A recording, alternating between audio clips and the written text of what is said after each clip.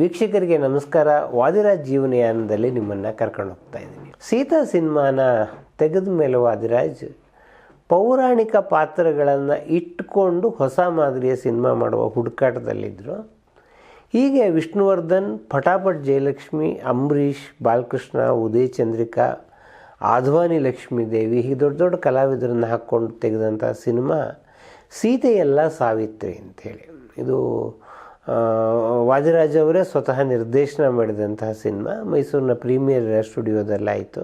ವಿಜಯ ಭಾಸ್ಕರ್ ಅವರ ಸಂಗೀತ ನಿರ್ದೇಶನ, RN ಜಯಗೋಪಾಲ್ ಮತ್ತು ವಿಜಯ ನರಸಿಂಹ ಗೀತೆಗಳನ್ನು ಬರೆದಿದ್ದರು. ಡುಮ್ ಡುಮ್ ನಗಾರಿ, ಸಮಾಗಮ, ಮನೋರಮ, ದೇವಿ, ಮಾಟಗಾತಿಯು ನೀನು, ಈ ಥರದ ಒಳ್ಳೆಯ ಹಾಡುಗಳಿತ್ತು. ವಿಷ್ಣುವರ್ಧನ್ ಆಗ ನಾಗರಹಾವಿನ ಇಮೇಜಿನಿಂದ ಸಾಂಸಾರಿಕ ಚಿತ್ರಗಳ ಕಡೆಗೆ ಬರ್ತಾಯಿದ್ದ ಕಾಲ ಅದು. ವಾದಿರಾಜು ತುಂಬ ಚೆನ್ನಾಗಿ ವಿಷ್ಣುವರ್ಧನ್ ಪ್ರತಿಭೆಯನ್ನು ಉಪಯೋಗಿಸ್ಕೊಂಡಿದ್ರು. ಜಯಲಕ್ಷ್ಮಿ ಆಮೇಲೆ ಬೀಸಿದ ಬಲೆ ಚಿತ್ರದಿಂದ ಸಾಕಷ್ಟು ಪ್ರಸಿದ್ಧಿಯಾದರು. ವಾದಿರಾಜ್ ಅವರೇ ಹೇಳ್ಕೊಂಡಾಗೆ ಈ ಸಿನಿಮಾ ಕೈ ಕಚ್ಚಿತು. ಅವರಿಗೆ ಅಂದುಕೊಂಡಷ್ಟು ಪುಷ್ ಇದರಿಂದ ಸಿಕ್ಕಲಿಲ್ಲ. ಹಾಗಾಗಿ ಒಂದು ಸ್ವಲ್ಪ ವರ್ಷ ಅವರು ಸಿನಿಮಾದಿಂದ ಸ್ವಲ್ಪ ದೂರ ಇದ್ದರು. ಒಂದು ವಿಶಿಷ್ಟ ಸನ್ನಿವೇಶದಲ್ಲಿ ಮತ್ತೊಮ್ಮೆ ಅವರು ಚಿತ್ರರಂಗದ ಕಡೆಗೆ ಬಂದರು. ನಟರಂಗ ಅಂತ ಒಂದು ತಂಡ, CR ಸಿಂಹ ಅವ್ರ ನೇತೃತ್ವದಲ್ಲಿ ಲೋಕೇಶು, ಲೋಕನಾಥು ಈ ಥರದ ಬಹಳ ದೊಡ್ಡ ಕಲಾವಿದರೆಲ್ಲ ಇದ್ದರು. ಅದರಲ್ಲಿ ವಾಸುದೇವರಾವ್ ಇದ್ದರು. ಹೀಗೆ ದೊಡ್ಡ ದೊಡ್ಡ ಕಲಾವಿದರೆಲ್ಲ ಇದ್ದರು. ಅವರು ಮಾಸ್ತಿ ವೆಂಕಟೇಶ ಅಯ್ಯಂಗಾರರ ಕಾಕನಕೋಟೆ ನಾಟಕವನ್ನು ಆಡ್ತಾಯಿದ್ರು. ನಾಟಕವನ್ನು ಆಡ್ತಾ ಇರುವಾಗ ಸಾಕಷ್ಟು ಬೆಂಗಳೂರಿನಲ್ಲಿ ಪ್ರಸಿದ್ಧಿಯನ್ನು ಪಡೀತು.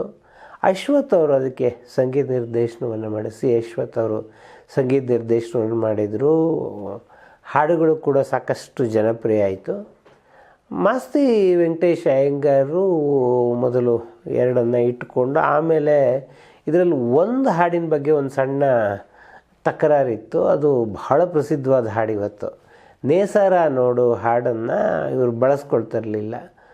ಬಂದಾರೋ ಬಾರೋನೋ ನಲ್ಲ ಅಂಥೇಳಿ ಸಾಶಿ ಮರಳಯ್ಯನವ್ರ ಹತ್ರ ಒಂದು ಹಾಡು ಬರೆಸ್ಕೊಂಡು ಅದನ್ನು ಬಳಸ್ತಾಯಿದ್ರು. ಮಾಸ್ತಿ ವೆಂಕಟೇಶ ಅಯ್ಯಂಗಾರ್ ಒಂದು ಕಾಗದ ಬರೆದ್ರು, ನೀವು ನನ್ನ ನೇಸರ ನೋಡು ಹಾಡನ್ನು ಬಳಸ್ಕೊಳ್ತಾ ಇಲ್ಲ, ಈ ಹಾಡನ್ನು ಬಳಸ್ಕೊಳ್ದೆ ಹೋದರೆ ನಿಮಗೆ ನಾಟಕಕ್ಕೆ ನಾನು ಪರ್ಮಿಷನ್ ಕೊಡಲ್ಲ ಅಂಥೇಳಿ. ಸರಿ, ಆಗ ಅಶ್ವಥ್ ಅವರು ದುರ್ಗಾ ರಾಗದಲ್ಲಿ ನೇಸರ ನೋಡು ಈಗೇನು ಪ್ರಸಿದ್ಧವಾಗಿದೆ ಆ ಕಂಪೋಸಿಷನನ್ನು ಮಾಡಿದ್ರು. ಚೆನ್ನೈನಲ್ಲಿ ನಾಟಕ ಪ್ರದರ್ಶನವನ್ನು ನೋಡೋದಕ್ಕೆ ವಾದಿರಾಜ್ ಮತ್ತು ಜವಾಹರ್ ಇಬ್ಬರು ಬಂದಿದ್ದರು. ಇಬ್ಬರಿಗೂ ಬಹಳ ಇಷ್ಟ ಆಯಿತು. ಆಗ ಕಲಾತ್ಮಕ ಸಿನಿಮಾಗಳ ಚಳುವಳಿ ಕೂಡ ಕನ್ನಡದಲ್ಲಿ ಆರಂಭ ಆಗಿತ್ತು.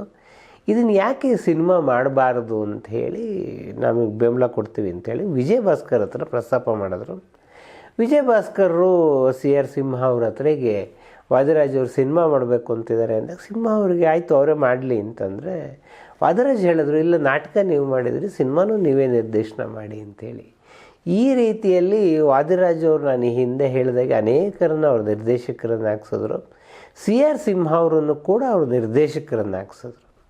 ಸಂಗೀತ ಯಾರು ಮಾಡಬೇಕು ಅಂದಾಗ ವಿಜಯ ಭಾಸ್ಕರ್ ಕೇಳಿದ್ರು. ವಿಜಯ ಭಾಸ್ಕರ್ ಹೇಳಿದ್ರು, ಇಲ್ಲ ಅಶ್ವಥ್ ಅವ್ರು ಚೆನ್ನಾಗಿ ಮಾಡಿದ್ದಾರೆ ಈ ನಾಟಕಕ್ಕೆ ಸಂಗೀತನ, ನಾನು ಯಾಕೆ ಮತ್ತೆ ಅದಕ್ಕೆ ಮಧ್ಯ ಪ್ರವೇಶ ಮಾಡಲಿ, ಅಶ್ವಥ್ ಅವರೇ ಸಂಗೀತ ನಿರ್ದೇಶನ ಮಾಡಲಿ ಅಂಥೇಳಿ. ಅಶ್ವತ್ಗೆ ಮೊದಲಿಂದ ಇದನ್ನು ಅಶ್ವಥ್ ಎಪಿಸೋಡ್ ಮಾಡುವಾಗ ಇದರ ವಿವರಗಳನ್ನು ಹೇಳಿದ್ದೀನಿ.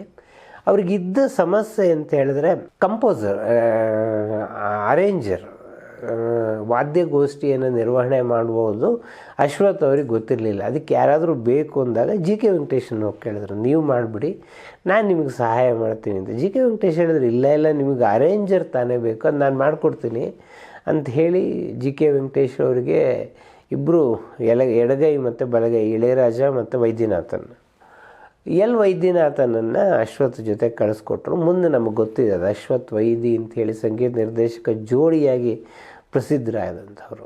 ಸೊ ವಾದಿರಾಜ್ ಅವರು ಮಾಸ್ತಿ ವೆಂಕಟೇಶ ಅಯ್ಯಂಗಾರ್ ಹತ್ರ ಹೋಗಿ ಅನುಮತಿ, ಹೀಗೆ ನಿಮ್ಮ ನಾಟಕವನ್ನು ಸಿನಿಮಾ ಮಾಡ್ತಾಯಿದ್ದೀನಿ ಅಂತ ಹೇಳುವಾಗ ಅವ್ರು ಬಹಳ ಸಂತೋಷಪಟ್ಟು, ಆಗ್ಬೋದು ನೋಡಪ್ಪ, ಕಾಕನಕೋಟೆ ಕಾಡು ಹೀಗೆಲ್ಲ ಇರುತ್ತೆ, ಆ ಕಾಡಿನ ಬಗ್ಗೆ ತುಂಬ ಐಡಿಯಾ ಇತ್ತು ಮಾಸ್ತಿ ವೆಂಕಟೇಶ ಅಯ್ಯಂಗಾರಿಗೆ. ಅಲ್ಲಿ ಆನೆಗಳಿರುತ್ತಪ್ಪ, ನೀವು ತುಂಬ ಒಳಗಡೆ ಹೋಗಬೇಡಿ, ಹೆಜ್ಜೇನುಗಳು ಕಟ್ಕೊಂಡಿರುತ್ತೆ, ಬಹಳ ಅಪಾಯಕಾರಿ, ಅಂತಂದ್ರೆ ಕೊನೆಗೆ ಒಂದು 2-3 ಸಲ ಹೇಳುವಾಗ ವಾದಿರಾಜ್ ಹೇಳಿದ್ರು, ಸರ್ ಎಲ್ಲ ಝೂಮ್ ಇರುತ್ತೆ ಸರ್, ನಾವು ಹತ್ತಿರ ಹೋಗಲ್ಲ, ಹತ್ತಿರ ಕಾಣುವಂಗೆ ನಾವು ಶೂಟಿಂಗ್ ಮಾಡ್ಬೋದು ಅಂತೇಳಿ. ಅದಾದಮೇಲೆ ಮತ್ತೆ ಇನ್ನೊಂದು ಸಲ ಮಾಸ್ತಿಯವರು ಅದನ್ನು ಹಿಡ್ಕೊಂಡೆ, ನಿಮ್ಮ ಹತ್ರ ಏನೋ ಒಂದು ಟೆಕ್ನಿಕ್ ಇದೆಯಲ್ಲ ದೂರದನ್ನು ಹತ್ತಿರ ಮಾಡೋಂಥದ್ದು, ಆ ಕೆಳಗಡೆ ಕಡಿಮೆ ತೆಗೀರಿ, ಅತ್ತೆಗಿರಿ ಇತ್ತೆಗಿರಿ ಅಂಥೇಳಿ ತುಂಬ ಅದರಲ್ಲಿ ಇನ್ವಾಲ್ವ್ ಆಗಿದ್ದರು ಮಾಸ್ತಿ ವೆಂಕಟೇಶ್ ಅಯ್ಯಂಗಾರರು. ವಾದಿರಾಜ್ ಈ ಪ್ರಸಂಗವನ್ನು ತುಂಬ ಚೆನ್ನಾಗಿ ಹೇಳೋರು. ಸಿನಿಮಾದ ಪ್ರೀಮಿಯರು ಮಾಸ್ತಿ ವೆಂಕಟೇಶ್ ಅಯ್ಯಂಗಾರರು ನೋಡೋದಕ್ಕೆ ಬಂದರು. ಇವರಿಗೆಲ್ಲ ಬಹಳ ಕಾತರ. ಮಾಸ್ತಿ ವೆಂಕಟೇಶ್ ಅಯ್ಯಂಗಾರರು ಏನು ಹೇಳ್ತಾರೆ ಸಿನಿಮಾ ಬಗ್ಗೆ, ಅವ್ರ ನಾಟಕವನ್ನು ನಾವು ಸಿನಿಮಾ ಮಾಡಿದ್ವಿ ಅಂತ ಹೇಳುವಾಗ ಮಾಸ್ತಿಯವರು ಹೊರಗಡೆ ಬಂದರು. ಇವರು ಕೈ ಮುಕ್ಕೊಂಡು ನಿಂತಿದ್ರು ವಾದಿರಾಜು. ಮಾಸ್ತಿಯವರು ವಾದಿರಾಜ್ ಅವರ ಬೆನ್ನ ಮೇಲೆ ಕೈ ಆಡಿಸಿ, ಚೆನ್ನಾಗಿ ಮಾಡಿದಿರಿ ಸಿನಿಮಾನ. ಆಮೇಲೆ 2 ನಿಮಿಷ ಬಿಟ್ಟು ಹೇಳಿದ್ರು, ಪರವಾಗಿಲ್ಲ, ಅಲ್ಲಲ್ಲಿ ನನ್ನ ಕಥೆನೂ ಬಳಸ್ಕೊಂಡಿದ್ದೀರಿ. ಅದು ವಾದಿರಾಜು ಅದೊಂದು ಭಾಳ ಇದಾಗಿ ಹೇಳೋರು. ಅಂದರೆ ಅವ್ರು ಹೇಳ್ಬೇಕಾದ್ರಲ್ಲಿ ಭಾಳ ಕ್ಲಿಯರಾಗಿ ಹೇಳಿದರು. ಆದರೆ ಅವ್ರಿಗೆ ಸಿನಿಮಾಕ್ಕೂ ನಾಟಕಕ್ಕೂ ವ್ಯತ್ಯಾಸ ಗೊತ್ತಾಗಲಿಲ್ಲ ಅಂತ ಅನಿಸುತ್ತೆ ಅಂತ ಹೇಳಿ. ಬಟ್ ಸಿನಿಮಾ ಭಾಳ ವಿಭಿನ್ನವಾಗಿ ಬಂತು. ಮತ್ತು ಕನ್ನಡಕ್ಕೆ ಬಹಳ ಅತ್ಯುತ್ತಮವಾದ ಸಂಗೀತ ನಿರ್ದೇಶಕರು ಸಿ ಅಶ್ವಥನ್ನು ಕೊಟ್ಟಂಥ ಸಿನಿಮಾ CR ಸಿಂಹ ಅವ್ರ ನಿರ್ದೇಶಕರನ್ನಾಗಿ ಕೊಟ್ಟಿದ್ದರು. ಲೋಕೇಶು, ಲೋಕನಾಥು, ವೆಂಕಟರಾಮು, ಗಿರಿಜಾ ಲೋಕೇಶು ಅನೇಕರು ಇದರಲ್ಲಿ ಪಾತ್ರವನ್ನು ವಹಿಸಿದ್ರು. ಇದರಲ್ಲಿ ರಣಧೀರ್ ಕಂಠೀರವನ ಪಾತ್ರವನ್ನು ಶ್ರೀನಾಥ್ ಅವರು ವಹಿಸಿದ್ರು ಅತಿಥಿ ಪಾತ್ರದಲ್ಲಿ. ಆಮೇಲೆ ಇದರ ಹಾಡುಗಳಂತೂ ಬಹಳ ಪ್ರಸಿದ್ಧವಾದ್ದು. ಬೆಟ್ಟದ ತುದಿಯಲ್ಲಿ ಕರಿಹೈದನೆಂಬೋರು, ನೇಸರ ನೋಡು, ಸೋ ಎನ್ನೇರೆ, ಸೋಬಾನ ಎನ್ನೀರೆ, ಎಲ್ಲ ಹಾಡುಗಳು ಕೂಡ ಪ್ರಸಿದ್ಧವಾಯಿತು. ವಾದಿರಾಜ್ ಅವರು ಯಾವಾಗಲೂ ಹೇಳೋರು, ನಂಗೆ ಬಹಳ ತೃಪ್ತಿಯನ್ನು ಕೊಟ್ಟಂಥ ಸಿನಿಮಾ ಕಾಕನ ಕೋಟೆ ಅಂತೇಳಿ. ಇದಾದ ಮೇಲೆ 1979ನೇ ಇಸ್ವಿ ಅಂತಾರಾಷ್ಟ್ರೀಯ ಮಕ್ಕಳ ವರ್ಷ ಅಂಥೇಳಿ ಆಚರಣೆ ಮಾಡೋ ಸಂದರ್ಭ ಬಂತು. ಕನ್ನಡದ ಒಂದು ಅದೃಷ್ಟ ಅಂದರೆ ಇಲ್ಲಿ ತುಂಬ ಒಳ್ಳೆಯ ಮಕ್ಕಳ ಸಿನಿಮಾಗಳು ಬಂದಿರಲಿಲ್ಲ. ಆದರೆ 79ನೇ ಇಸ್ವಿಯಲ್ಲಿ ತುಂಬ ಒಳ್ಳೆಯ ಪುಟಾಣಿ ಏಜೆಂಟ್ 1, 2, 3 ಬಂತು, ಪ್ರಚಂಡ ಪುಟಾಣಿಗಳು ಬಂತು, ಸಿಂಹದ ಮರಿ ಸೈನ್ಯ ಬಂತು. ವಾದಿರಾಜ್ ನಾನು ಒಂದು ಮಕ್ಕಳ ಸಿನಿಮಾ ಮಾಡ್ತೀನಿ ಅಂತಂದರು. TN ನರಸಿಂಹನ್ ಅವರು ಒಂದು ಕಥೆಯನ್ನು ಸಿದ್ಧಪಡಿಸಿದ್ರು. ನರಸಿಂಹನ್ ಗೊತ್ತಿದೆ, ಮಾಲ್ಗುಡಿ ಡೇಸನ್ನು ತೆರೆಯ ಮೇಲೆ ತಂದಂತಹ ದೊಡ್ಡ ಸಾಹಸಿ. ಅವರು ಕನ್ನಡದಲ್ಲಿ ಭಾಳ ಅತ್ಯುತ್ತಮ ಸಿನಿಮಾಗಳನ್ನು ಕೊಟ್ಟಿದ್ದಾರೆ. ಅವರೇ ಒಂದು ಕಥೆಯನ್ನು ಇಟ್ಕೊಂಡ್ರು. ದೂರದಲ್ಲಿ ಇರ್ತಕ್ಕಂತಹ ಹಾಸ್ಟೆಲನ್ನು ನಡೆಸ್ತಾ ಇರೋರು, ಪಾಪ ಅದನ್ನು ಸ್ಥಾಪನೆ ಮಾಡಿದವರು ಒಳ್ಳೆಯ ಉದ್ದೇಶಕ್ಕೆ ಸ್ಥಾಪನೆ ಮಾಡಿರ್ತಾರೆ. ಅಲ್ಲಿ ಅಡುಗೆ ಭಟ್ರು, ಅಲ್ಲಿಯ ವಾರ್ಡನ್ಗಳು ಸೇರಿಕೊಂಡು ಮಕ್ಕಳ ಶೋಷಣೆಯನ್ನು ಮಾಡ್ತಾರೆ. ಮಕ್ಕಳು ಅಲ್ಲಿಂದ ನಡ್ಕೊಂಡು ಬೆಂಗಳೂರು ನಗರಕ್ಕೆ ಬಂದು ಕಂಪ್ಲೇಂಟ್ ಮಾಡಿ ಅದನ್ನು ಸರಿಪಡಿಸ್ತಾರೆ ಅನ್ನೋದು ಒಂದು ದಂಗೆ ಎದ್ದ ಮಕ್ಕಳು ಸಿನಿಮಾ ಮಾಡಿದ್ರು. ಈ ಸಿನಿಮಾ ಒಂದು ರಾಷ್ಟ್ರ ಮಟ್ಟದಲ್ಲಿ ಇದಕ್ಕೆ ಅತ್ಯುತ್ತಮ ಮಕ್ಕಳ ಸಿನಿಮಾ ಬಂತು. ಶ್ರೀಕಾಂತ್, ಶಶಿಕುಮಾರ್, ಹರೀಶ್, ಅನುರಾಧ ಇವರುಗಳಿಗೆಲ್ಲ ಅತ್ಯುತ್ತಮ ಬಾಲನಟರು ಪ್ರಶಸ್ತಿ ಕೂಡ ಬಂತು. ವಿಜಯ ಭಾಸ್ಕರ್ ಇದಕ್ಕೆ ಸಂಗೀತ ನಿರ್ದೇಶನವನ್ನು ಮಾಡಿದರು. ಪರ್ವತವಾಣಿ ಇದ್ದರು, ವಾಸುದೇವರಾವ್ ಇದ್ದರು. ಬಿಟ್ಟರೆ ಬಹಳ ದೊಡ್ಡ ತಾರಾಗಣ ಇರಲಿಲ್ಲ. ಮತ್ತು ಉದ್ದೇಶಪೂರ್ವಕವಾಗಿ ದೊಡ್ಡ ತಾರಾಗಣ ಬೇಡ ಅಂತ ವಾದಿರಾಜ್ ಅಂದ್ಕೊಂಡಿದ್ದು. ಆಮೇಲೆ ಒಂದು ವಿಶಿಷ್ಟವಾದ ಸಂಗತಿ ಏನು ಅಂತಂದರೆ, ಆಗ ಮಕ್ಕಳ ಸಿನಿಮಾ ಎಲ್ಲ ಬ್ಲ್ಯಾಕ್ ಆ್ಯಂಡ್ ವೈಟಲ್ಲಿ ತೆಗಿಯೋರು. ಯಾಕೆಂದರೆ ದುಡ್ಡು ವಾಪಸ್ ಬರುತ್ತೋ ಇಲ್ಲೋ ಅಂತ. ವಾದಿರಾಜ್ ಅವರು ಈ ಸಿನಿಮಾನ ಕಲರ್ನಲ್ಲಿ ತೆಗೆದು ಒಂದು ದೊಡ್ಡ ಸಾಹಸವನ್ನು ಮಾಡಿದ್ರು. ಚಾಮುಂಡೇಶ್ವರಿಯಲ್ಲಿ ಈ ಸಿನಿಮಾ ನಿರ್ಮಾಣವಾಯಿತು. ವಿಕ್ಟರ್ ಯಾದವ್ ಸಂಕಲನ. ಎಂದಿನಂತೆ ವಾದಿರಾಜ್ ಅಂತಂದರೆ ವಿಜಯ ಭಾಸ್ಕರ್ ಸಂಗೀತ. ವಿಜಯ ಭಾಸ್ಕರ್ ಸಂಗೀತ ನಿರ್ದೇಶನದಲ್ಲಿ ತುಂಬ ಒಳ್ಳೆಯ ಹಾಡುಗಳಿತ್ತು. ಸ್ವಾಗತವು ನಿಮಗೆ, ನಾವೆಂದೂ ಅಂಜುವುದಿಲ್ಲ, ಸಾಧಿಸ ಹೊರಟ ಗುರಿಯೊಂದು, ಎಂತಹ ನಾಡಿನ ಮಕ್ಕಳು, ಈ ಥರದ ತುಂಬ ಒಳ್ಳೊಳ್ಳೆಯ ಹಾಡುಗಳು ಇದ್ದಂತಹ ಸಿನಿಮಾ ಅದು. ದಂಗೆ ಎದ್ದ ಮಕ್ಕಳು ವಾದಿರಾಜ್ ಅವರಿಗೆ ಕೂಡ ಸಾಕಷ್ಟು ಸಂತೋಷವನ್ನು ಕೊಟ್ಟ ಸಿನಿಮಾ. ವಾದಿರಾಜೇ ಒಪ್ಪಿಕೊಳ್ಳುವ ಹಾಗೆ ಅವರು ಕೈ ಕಚ್ಚಿದ ಸಿನಿಮಾ ಅವರ ಮುಂದಿನದು ನಮ್ಮಮ್ಮನ ಸೊಸೆ ಅಂತ ಹೇಳಿ. ಇದು ಅವರು ವರದಕ್ಷಿಣೆ ಸಮಸ್ಯೆಯನ್ನು ಇಟ್ಕೊಂಡು ಒಂದು ಹಾಸ್ಯಲೇಪಿತ ಸಿನಿಮಾ. ಅವ್ರದ್ದು ಸುಂದರ್ ಭಾಗವತ್ ಅವ್ರದ್ದು ಕತೆ ಅದು ತಮಿಳಲ್ಲಿ ಇದ್ದಂತಹ ಕತೆ ಅದು. ಅದನ್ನು ಇವರು ಕನ್ನಡಕ್ಕೆ ತಗೊಂಡು ಬಂದರು. ಜಯಮಾಲಾ, ಆಶಾಲತಾ, ಲೀಲಾವತಿ, ಶಾಂತಮ್ಮ, ಅನಿಲ್ ಕುಮಾರ್, ಶಿವಶಂಕರ್ ಈ ಥರದ ಅನೇಕ ಕಲಾವಿದರು ಭಾಗವಹಿಸಿದ್ರು. ಸಿನಿಮಾದಲ್ಲಿ ಹಾಡುಗಳು ಕೂಡ ಅಂತಹ ವಿಶೇಷವಾದ ಹಾಡುಗಳು ಏನೂ ಇರಲಿಲ್ಲ. ಆಮೇಲೆ ಇದು ಒಂದು ರೀತಿಯಲ್ಲಿ ವರದಕ್ಷಿಣೆ ಅನಿವಾರ್ಯವಾಗಿ ತಗೋಬೇಕಾಗಿ ಬರೋದು, ಒಂದು ರತ್ನದ ಹಾರ ಕೊಡೋದು, ಅದಕ್ಕೊಂದು ಡೂಪ್ಲಿಕೇಟ್ ರತ್ನದ ಹಾರ ಬರೋದು, ಈ ಥರದ್ದೊಂದು ಹಾಸ್ಯ ಘಟನೆಗಳನ್ನು ಇಟ್ಕೊಂಡು ಮಾಡಿದ ಸಿನಿಮಾ. ಇದು ಯಾವಾಗ ಯಶಸ್ವಿ ಆಗಲಿಲ್ವೋ ವಾದಿರಾಜ್ ಸಾಕು, ಇನ್ನು ಸಿನಿಮಾ ಬೇಡ ಅಂತ ಅನಿಸಿತು. ಆಗ ಒಂದು ಸಲ ಮಾತನಾಡುವಾಗ ಅಣ್ಣವರೇ ಹೇಳಿದ್ರು, ಆಯಿತು ಒಂದು ಸಿನಿಮಾ ಮಾಡಿ ನೀವು, ನಾಂದಿಯಿಂದ ನಮ್ಮ ಜೊತೆಗಿದ್ದೀರಾ ಅಂತೇಳಿ. ಹೀಗೆ ವಾದಿರಾಜ್ ಅವರು ಮಾಡಿದಂಥ ಸಿನಿಮಾ ಅದೇ ಕಣ್ಣು. ಇತ್ತೀಚೆಗೆ ಯಾರೋ ಯೂಟ್ಯೂಬ್ನಲ್ಲಿ ಕೇಳಿದೆ, ಅದೇ ಕಣ್ಣಿನ ನಷ್ಟದಿಂದಾಗಿ ವಾದಿರಾಜ್ ಅವರು ಸಾವನ್ನಪ್ಪಿದ್ರು ಅಂತೇಳಿ. ಅದು ನಿಜ ಅಲ್ಲ. ಅದೇ ಕಣ್ಣು ನಷ್ಟ ಹೊಂದಿದಂಥ ಸಿನಿಮಾ ಅಲ್ಲ, ಅದು ಸಾಕಷ್ಟು ಯಶಸ್ವಿಯಾಗಿ ನಡೆದಂತಹ ಸಿನಿಮಾ ಅದು. ವಾದಿರಾಜ್ ಅವರೇ ನನ್ನ ಹತ್ರ 2-3 ಸಲ ಹೇಳಿದ್ದಾರೆ, ನನಗೆ ನಿಜವಾಗಿ ಕೈ ಕಚ್ಚಿದ ಸಿನಿಮಾ ಎರಡೇ, ಸೀತೆಯಲ್ಲ ಸಾವಿತ್ರಿ ಮತ್ತು ನಮ್ಮಮ್ಮನ ಸೊಸೆ ಅಂತೇಳಿ. ಅದು ದಾಖಲೆ ಪ್ರಕಾರ ಕೂಡ ಅವೆರಡು ಗೆದ್ದ ಸಿನಿಮಾಗಳಲ್ಲ. ಅದೇ ಕಣ್ಣು ಅದು ತಮಿಳು ಟಿ ವಿ ಚಾನಲ್ನಲ್ಲಿ 2 ಕಂತುಗಳಲ್ಲಿ ಪ್ರಸಾರವಾದಂಥ ಒಂದು ಧಾರಾವಾಹಿ. ಆಗೆಲ್ಲ ಟಿ ವಿ ಚಾನಲ್ನಲ್ಲಿ 10-13 ಕಂತುಗಳ ಧಾರಾವಾಹಿ ಬರ್ತಾಯಿತ್ತು. ಇದು 2 ಕಂತುಗಳಲ್ಲಿ ಬಂದಂಥ ಧಾರಾವಾಹಿ ಇದು. ಇದನ್ನು ಗೋಪಿ ಮತ್ತು ರಾಜ್ಕುಮಾರ್ ತಂದೆಯ ಪಾತ್ರ, ಗೋಪಿ ಮಗನ ಪಾತ್ರ, 2 ಪಾತ್ರಗಳನ್ನು ಅಣ್ಣವ್ರು ಮಾಡಿದ್ದಾರೆ ಇದರಲ್ಲಿ. ಆ ಮಗನ ಪಾತ್ರವನ್ನು ಸತೀಶ್ ಮಾಡಿದರು ತಮಿಳಿನಲ್ಲಿ. ಅವರ ಅಭಿನಯವನ್ನು ಅಣ್ಣವರೇ ಮೆಚ್ಚಿ ಇವರು ನಮ್ಮ ಸಿನಿಮಾದಲ್ಲಿ ಹಾಕ್ಕೊಳ್ಳೋಣ ಅಂತ. ಅವ್ರ ಕಣ್ಣು ಬಹಳ ವಿಭಿನ್ನವಾಗಿತ್ತು ಮತ್ತು ಅದೇ ಕಣ್ಣು ಶೀರ್ಷಿಕೆ ಕೂಡ ಅಲ್ಲಿಂದಲೇ ಬಂದಿತ್ತು. ಸತೀಶ್ ಅವರು ಇನ್ಸ್ಪೆಕ್ಟರ್ ರೋಲನ್ನು ಈ ಸಿನಿಮಾದಲ್ಲಿ ಮಾಡಿದ್ದಾರೆ. ರಾಜ್ಕುಮಾರ್ ಮತ್ತು ಗಾಯತ್ರಿ ಒಟ್ಟಾಗಿ ಕೆಲಸ ಮಾಡಿದಂಥ ಕೊನೆಯ ಸಿನಿಮಾ ಇದು. ವಿಜಯರಂಜನಿ, ಉಮಾ ಶಿವಕುಮಾರ್, ತುಗ್ದೀಪ ಶ್ರೀನಿವಾಸ್ ಇದ್ದರು. ಕತೆ ತುಂಬ ವಿಭಿನ್ನವಾದಂಥ ಕತೆ ಇದು. ಅಣ್ಣವರು ತಂದೆಯ ಪಾತ್ರದ ಶೇಡ್ ಬಹಳ ವಿಭಿನ್ನವಾದಂಥ ಶೇಡ್. ಈ ಥರದ ರೋಲ್ ಅವ್ರು ಮಾಡಿರೋದೇ ಬಹಳ ಅಪರೂಪ ಅಂತ ಹೇಳ್ಬೋದು. ಮತ್ತು ರಾಜ್ಕುಮಾರ್ ಅಭಿನಯಿಸಿದ ಕೊನೆಯ ದ್ವಿಪಾತ್ರದ ಸಿನಿಮಾ ಕೂಡ ಅದೇ ಕಣ್ಣು. AVMನಲ್ಲಿ ಈ ಸಿನಿಮಾ ನಡೀತು. ಅದೇ ಕಣ್ಣು ಬಗ್ಗೆ ಸಾಕಷ್ಟು ವಿಶೇಷ ಏನು ಅಂತಂದರೆ, ಅದು GK ವೆಂಕಟೇಶ್ ರಾಜ್ಕುಮಾರ್ ಅವರಿಗೆ ಸಂಗೀತ ನೀಡಿದ ಕೊನೆಯ ಸಿನಿಮಾ. ಇದರಲ್ಲಿ ಅದೇ ಕಣ್ಣು, ನಯನ ನಯನ ಮಿಲನ, ಇದೇ ನೋಟ ಇದೇ ಆಟ, ನಿನ್ನೀ ನಗುವೆ ಅರುಣೋದಯವು, ತುಂಬ ಸೊಗಸಾದ ಹಾಡುಗಳಿದೆ. ನಮ್ಮ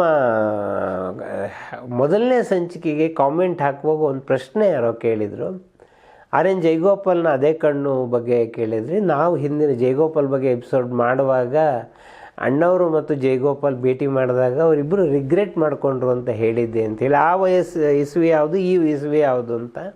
ಅದು ಬಹಳ ತಡ. ಅದು 2004ರಲ್ಲಿ ನಾನು ಜಯಗೋಪಾಲ್ ಅಣ್ಣವ್ರ ಮನೆಗೆ ಹೋಗಿದ್ದು. ಅಣ್ಣವ್ರ ಮನೆಗೆ ಹೋದಾಗ ಈ ಎಲ್ಲ ವಿಷಯಗಳ ಪ್ರಸ್ತಾಪ ಬಂತು. ಇದು ಒಂದೇ ಸಿನಿಮಾಕ್ಕಲ್ಲ, ನಂಗೆ ಗೊತ್ತಿದ್ದ ಹಾಗೆ ಅದೇ ಕಣ್ಣುಗೆ RN ಜಯಗೋಪಾಲ್ ಹತ್ರ ಹಾಡು ಬರೆಯೋದಕ್ಕೆ ಕೇಳಿದರು. ಅದಾದಮೇಲೆ ಒಡ ಹುಟ್ಟಿದವರಿಗೆ ಕೇಳಿದರು. ಜಯಗೋಪಾಲ್ ಮನಸ್ಸಲ್ಲಿ ಬಹುಶಃ ಇದ್ದಿದ್ದು ಅವರ ಪ್ರೈಮ್ ಬಹಳ ಮುಖ್ಯವಾದ ಸಿನಿಮಾಗಳಿಗೆ ಕೇಳಿಲ್ಲ, ಇದು ಯಾವುದಕ್ಕೂ ಕೇಳ್ತಾ ಇದ್ದಾರೆ ಅನ್ನೋದು ಇರ್ಬೋದು. ಬರೀಲಿಲ್ಲ ಅವರು. ಅದು ಎಲ್ಲ ದೊಡ್ಡವರು, ನಾನು ಅದನ್ನು ವಿಮರ್ಶೆ ಮಾಡೋಕ್ಕೆ ಹೋಗಲ್ಲ, ಅದು ಯಾಕೆ ಬರೀಲಿಲ್ಲ ಏನು ಎತ್ತ ಅಂಥೇಳಿ. ಆದರೆ ಕನ್ನಡದಲ್ಲಿ ನನಗೊಂದು ಬಹಳ ಕೊರತೆಯಿಂದ ಅನಿಸೋದು ಅಂತಂದರೆ, ಅಣ್ಣವರು ಪ್ರೈಮ್ ಟೈಮ್ನಲ್ಲಿ ಅವರು ಬಹಳ ಅದ್ಭುತ ಸಿನಿಮಾಗಳು ಬಂದ ಕಾಲದಲ್ಲಿ ಒಂದು ಸಿನಿಮಾಕ್ಕಾದರೂ ವಿಜಯ್ ಭಾಸ್ಕರ್ ಸಂಗೀತ ಕೊಟ್ಟಿದ್ದರೆ, RN ಜಯಗೋಪಾಲ್ ಹಾಡುಗಳನ್ನು ಬರೆದಿದ್ರೆ ಚೆನ್ನಾಗಿರೋದು. ಅದೇ ರೀತಿಯಲ್ಲಿ ಕವಿಗೀತೆಗಳಿಗೆ ಬಹಳ ಪ್ರಸಿದ್ಧರಾದವರು ಪುಟ್ಟಣ್ಣ ಕಣಗಾಲ್, ಮತ್ತು ಕವಿಗೀತೆಗಳಿಗೆ ಸಂಗೀತ ಕೊಟ್ಟಂಥವರು GK ವೆಂಕಟೇಶ್. ಪುಟ್ಟಣ್ಣ ಕಣಗಾಲ್ ಅವರು ಯಾವ ಸಿನಿಮಾ ಕೂಡ GK ವೆಂಕಟೇಶ್ ಸಂಗೀತ ಕೊಟ್ಟಿಲ್ಲ. ಒಂದು ಸಂಗೀತ ಕೊಡೋಕ್ಕೆ ಸಾಧ್ಯ ಆಗಿದ್ದರೆ ಚೆನ್ನಾಗಿರೋದು. ಇವೆಲ್ಲ ನಮ್ಮ ಬಯಕೆಗಳು, ಅದಕ್ಕೆ ಕಾರಣಗಳು ಬೇರೆ ಬೇರೆ ಇರುತ್ತೆ. ಅದನ್ನು ನಾನು ಬಹುಶಃ ಅವ್ರವ್ರ ಚರ್ಚೆಗೆ ಬಿಡ್ತೀನಿ, ಯಾಕಂದರೆ ದೊಡ್ಡವರು, ನಾನು ಅವರನ್ನು ವಿಮರ್ಶೆ ಮಾಡುವಂಥವನಲ್ಲ. ಮತ್ತು RN ಜಯಗೋಪಾಲ್ ಮಟ್ಟಿಗೆ ನಂಗೆ ಒಂದಂತೂ ನಿಜ, ಅವ್ರ ಚಿತ್ರರಂಗವನ್ನು ನಂಬಿ ಬದುಕಿದಂಥವ್ರಲ್ಲ. ಅವ್ರದ್ದೇ ಅದು ಸ್ಕೂಲ್ ಇತ್ತು. ಹಾಗಾಗಿ ಅವರು ಬಹಳ, ಅವ್ರಿಗೆ ಯಾವುದೋ ಕಥೆ ಇಷ್ಟ ಆಗಲಿಲ್ಲ, ಹಾಡುಗಳು ಇಷ್ಟ ಆಗಲಿಲ್ಲ, ಸನ್ನಿವೇಶ ಇಷ್ಟ ಆಗಲಿಲ್ಲ ಅಂದರೆ ಇಲ್ಲ ನಾನು ಬರೆಯಲ್ಲ ಅಂತ ಅವ್ರು ಭಾಳ ಸ್ಪಷ್ಟವಾಗಿ ಹೇಳೋರು. ಅದೇ ಕಣ್ಣು ಸಿನಿಮಾ ಆದಮೇಲೆ ವಾದಿರಾಜ್ ಅವರು ಇನ್ನೊಂದು ಸಿನಿಮಾ ಮಾಡ್ತಾರೆ. ಅವರು ಕುಸ್ತೋಗಿದ್ರೆ ಮತ್ತೊಂದು ಸಿನಿಮಾ ಮಾಡ್ತಿರ್ಲಿಲ್ಲ. ಅದು HS ವೆಂಕಟೇಶ್ ಮೂರ್ತಿಯವರ ನಾಟಕವನ್ನು ಆಧರಿಸಿದಂತಹ ಇನ್ನೊಂದು ಮುಖ ಅಂತ ಒಂದು ಸಿನಿಮಾ ಮಾಡ್ತಾರೆ. ಇದರಲ್ಲೂ ಅವರಿಗೆ TN ನರಸಿಂಹನ್ ಅವ್ರ ಜೊತೆಗೆ ಸೇರ್ತಾರೆ. ಪವಿತ್ರ ಲೋಕೇಶ್, ಪ್ರಶಾಂತ್ ಮುಂತಾದ ಅನೇಕ ಕಲಾವಿದರು ಇರ್ತಾರೆ. ಇದು ಒಂದು ಪಾತಕ ಲೋಕದ ಕಥೆಯನ್ನು ಹುಡುಗನ ಕಣ್ಣಿನಿಂದ ನೋಡ್ತಕ್ಕಂತಹ ಕತೆ. ಇನ್ನೊಂದು ಮುಖದ ಬಗ್ಗೆ ವಾದಿರಾಜ್ ಅವರಿಗೆ ನಂಗೆ ಗೊತ್ತಿದ್ದ ಹಾಗೆ ತುಂಬ ನಿರೀಕ್ಷೆಗಳಿತ್ತು. ಆ ಸಿನಿಮಾ ಸಾಕಷ್ಟು ಕಡೆ ಹೋಗಬೇಕು ಅಂತಿತ್ತು. ಅದು ಅಂತಾರಾಷ್ಟ್ರೀಯ ಚಿತ್ರೋತ್ಸವಗಳಲ್ಲಿ ಪ್ರಸಾರವಾಯಿತು. ಆದರೆ ಕರ್ನಾಟಕದಲ್ಲಿ ಎಷ್ಟು ಚರ್ಚೆ ಆಗಬೇಕೋ ಅಷ್ಟು ಚರ್ಚೆ ಆಗಲಿಲ್ಲ. ನಾನು ವಾದಿರಾಜ್ ಅವರನ್ನು ಅವರ ಕೊನೆಯ ದಿನಗಳಲ್ಲಿ ನೋಡಿದ್ದೀನಿ. ಅವರು ಭಾಳ ಸಂತೋಷವಾಗಿದ್ದರು. ನನಗೆ ತುಂಬ ಚೆನ್ನಾಗಿ ನೆನಪಿದೆ. ಅವರು ರಶ್ಮಿ ಕುಲಕರ್ಣಿ ಇರಬೇಕು, ಕಾಕಿ ಅಂತ ಒಂದು ಸಿನಿಮಾದಲ್ಲಿ ಮಾಡಿದರು. ಆ ಸಿನಿಮಾ ಮಾಡಿದಾಗ ಅವ್ನು ಗಿರಿಗಿದಂಗೆ ಫೋನ್ ಮಾಡೋರು, ಬರಯ್ಯ ಮನೆಗೆ ಅಂತೇಳಿ. ಹೋದರೆ ಒಂದು ಭಾಳ ಡಿಫ್ರೆಂಟ್ ರೋಲ್ ಮಾಡಿದ್ದೇನೆ. ಅಯ್ಯ ನಾನು ಸರ್ ಅದು ಏನು ಅಂತ ಹೇಳಿದರೆ, ಹೇಳಿದ್ರೆ ಅದು ಇದೆಲ್ಲ ಹೊರಟೋಗುತ್ತೆ, ಆ ಸಿನಿಮಾ ನೋಡಬೇಕು ನೀನು ಅಂಥೇಳಿ. ನೋಡು ನಾನು ಬೇರೆ ಬೇರೆ ಥರದ ರೋಲ್ ಸಿಗ್ತಾಯಿದೆ ಅಂತ ಸಂತೋಷವನ್ನು ಪಟ್ಟಿದ್ದರು. ವಾದಿರಾಜ್ ಕೊನೆಯವರೆಗೂ ಬಹಳ ಸಂತೋಷವಾಗೇ ಇದ್ದರು. ಅವರ ನಿಧನ ಕೂಡ ಅದು ವಯೋಸಹಜವಾದದ್ದು. ಅವ್ರು ತುಂಬ ಹಾಸಿಗೆ ಹಿಡಿದು ಅನಾರೋಗ್ಯದಿಂದ ನರಳಿ ಏನು ಮಾಡಲಿಲ್ಲ, ಸ್ವಲ್ಪ ಮಟ್ಟಿಗೆ ಬೆನ್ನೋವು ಅಂತ ಹೇಳೋರು. ಅವರ ಸಾಯುವ 4 ದಿನ ಮುಂಚೆ ಕೂಡ ಅವರನ್ನು ಭೇಟಿ ಮಾಡಿದ್ದೆ. ಹಿಂದಿನ ದಿವಸ ರಾತ್ರಿ ಕೂಡ ನಾನು ಅವ್ರ ಜೊತೆಗೆ ಮಾತನಾಡಿದ್ದೆ. 2004 ಫೆಬ್ರವರಿ 5 ವಾದಿರಾಜ್ ನಮ್ಮನ್ನು ಅಗಲಿದ್ರು. ಕನ್ನಡ ಚಿತ್ರರಂಗ ಮರೆಯಬಾರದಂಥ ಕಲಾವಿದ ವಾದಿರಾಜ್. ಅವ್ರ ಬಗ್ಗೆ ಇನ್ನೊಂದಿಷ್ಟು ಚರ್ಚೆಗಳಾಗಲಿ ಅಂತ ಹೇಳಿ ನಾನು ಈ ಸಂಚಿಕೆಯನ್ನು ಮುಕ್ತಾಯ ಮಾಡ್ತೀನಿ. ಮುಂದಿನ ಸಂಚಿಕೆಯಿಂದ ನಾವು ಇನ್ನೊಬ್ಬ ಮೇರು ನಿರ್ದೇಶಕರ ಬಗ್ಗೆ ಚರ್ಚೆ ಮಾಡೋಣ.